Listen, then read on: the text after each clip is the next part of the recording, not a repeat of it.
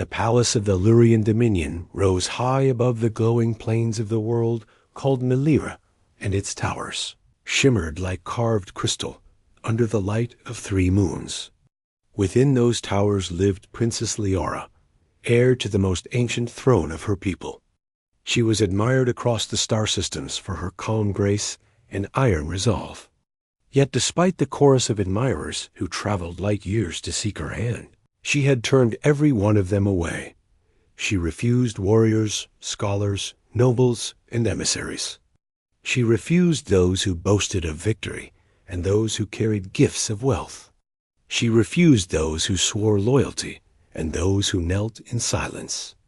Her decision baffled the council and frustrated neighboring dynasties. None understood why she remained unmoved. None knew that she sought not grandeur or power, but something her people had nearly forgotten. Dominion prepared for another festival of choosing. A lavish event held once every cycle to present potential suitors before the princess. Banners hung in long ribbons across the palace halls. Musicians tuned luminous instruments that produced harmonies which vibrated like warm wind.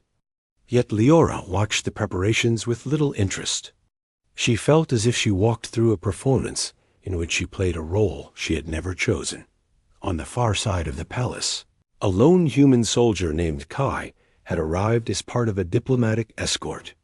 He was not present as a suitor. His role was simple. He served as a liaison between the Earth Alliance and the Dominion, ensuring the safety of the visiting delegation. He had no noble birth, no ancient title, no claim to any throne. He carried only determination forged from years of service and a quiet soul shaped by hardship. His presence went unnoticed by most in the palace. Organizers guided the suitors into the ceremonial hall. They included representatives from 9 systems, each dressed in ceremonial attire embedded with jewels or glowing filaments. Kai stood at the edge of the hall, observing silently. The hall resembled a wide dome carved from translucent stone that changed color with the motion of the crowd. Leora entered, and a hush rippled across the room. Her silver crest framed her features, and the royal mantle draped behind her like flowing starlight.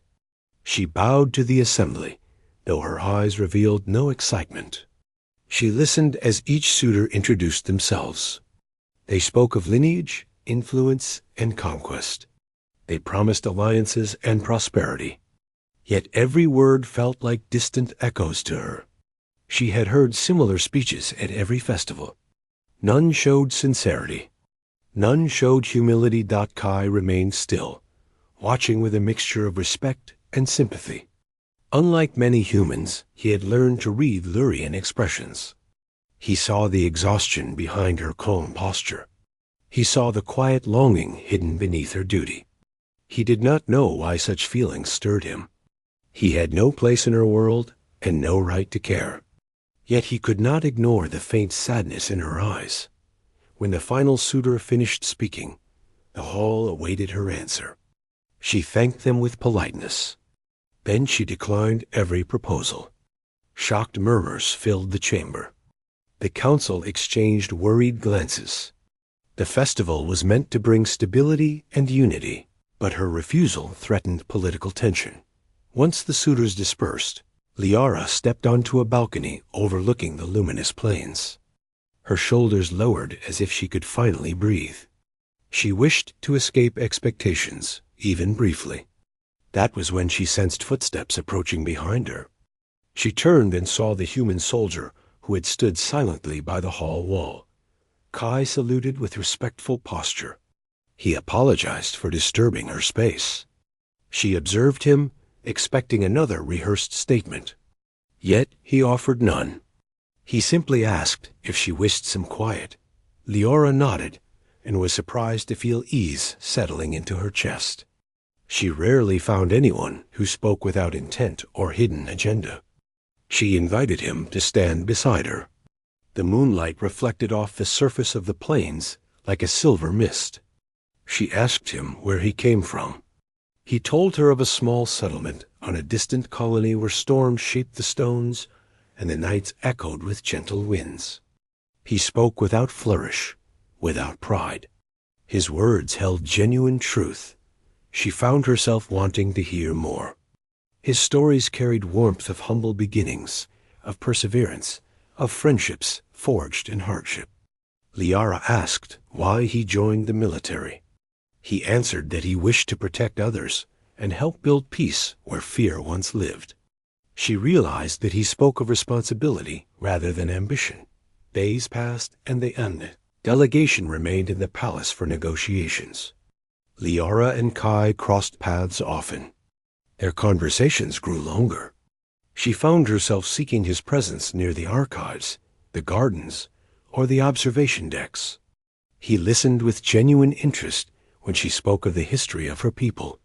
He asked thoughtful questions about her perspective on leadership and peace. Unlike suitors who sought her hand for status, Kai treated her as a person rather than a prize. One evening, the council attempted to pressure Liara again. They warned that her continued refusals endangered diplomatic balance. They urged her to consider a suitor for the greater good. Though she respected them, she told them firmly that she would not bind herself to someone she did not trust or respect. When the council dismissed her, she walked toward the quiet western terrace. There she found Kai standing alone. He noticed the weariness in her gaze and asked if something troubled her. She explained the situation. He listened without judgment. Then he said something that surprised her. He told her that she had the right to choose a future she believed in, even if it defied expectation. He added that peace built on forced bonds never lasted. His words carried a sincere conviction that struck her heart. She realized she had never met anyone who defended her freedom without expecting something in return. That night she dreamed of walking across the luminous plains with someone who understood her. When she woke, she tried to push away the thought.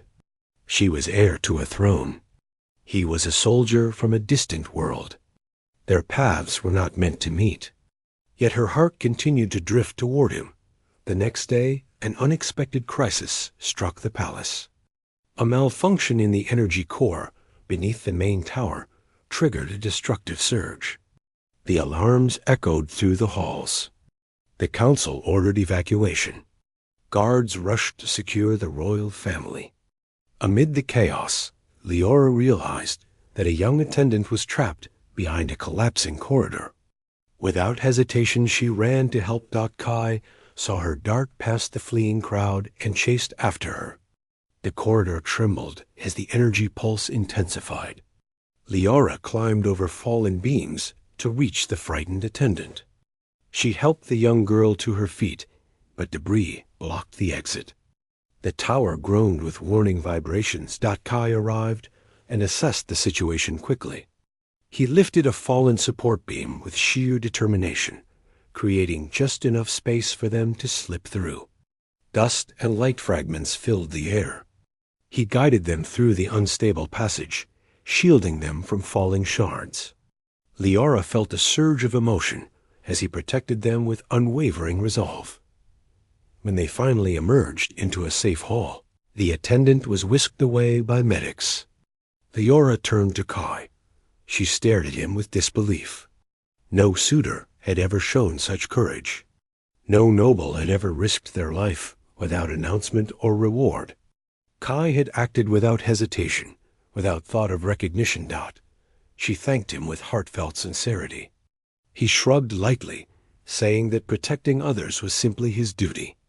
But she could see in his eyes that he cared, not as a soldier, but as a human being. Later that evening, after the crisis ended, the council reconvened. They praised the human for his actions, but failed to grasp the depth of his courage. Liara, however, understood perfectly. She knew now what she sought all along. She wanted someone whose heart held sincerity over status, compassion over ambition, integrity over pride. The following morning she asked Kai to meet her on the balcony once again. He stood there waiting, unsure why she had summoned him. The sunlight rose behind her, reflecting across the plains in golden hues. She faced him with quiet seriousness. She told him that she admired his courage, honesty, and kindness. She admitted that he had shown her what none of the suitors ever had. She confessed that her heart had chosen long before she realized it. Kai was stunned. He insisted that he was not worthy of such claim. He said he had no noble lineage and no wealth. Leora stepped closer and told him that she sought none of those things. She sought truth. She sought a soul she could trust. Her voice carried gentle strength.